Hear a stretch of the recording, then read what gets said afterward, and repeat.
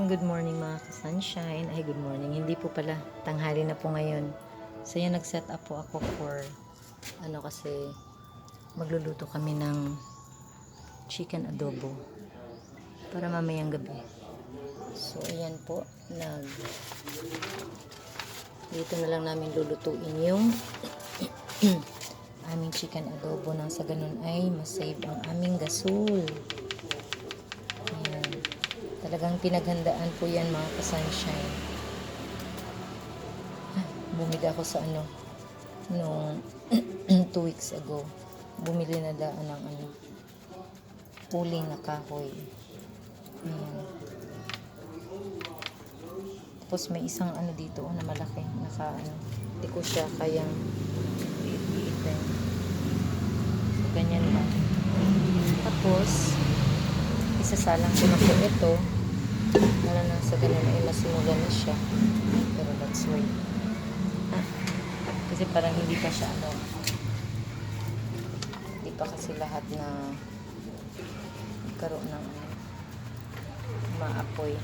Kasi pag isa lang po yung kaldero dyan mga ka-sunshine at hindi pa po yun siya na anuhan lahat ng apoy, ang mangyayari ang tendency ay yung puwet ng kaldero ay magkakaroon ng maraming itim dahil sa usok. Yan. Ang usok ang nagpapadagdag ng mga itim-itim sa puwet ng kaldero.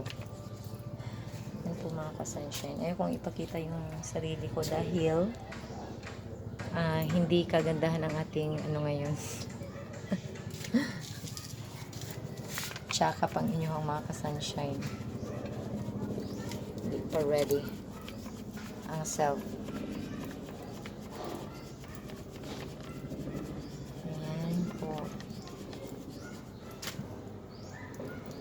So, mamaya ipapakita ko po kung paano salang yun. O, ganyang mga itsura mga ka-sunshine. Ready na po yan siyang lagyan ng lagay yung kaldero. Kaldero po ang gagamitin ko kasi mas siya, mas safe siya.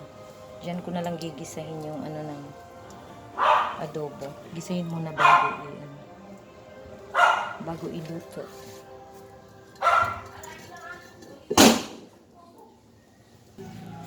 Ayan.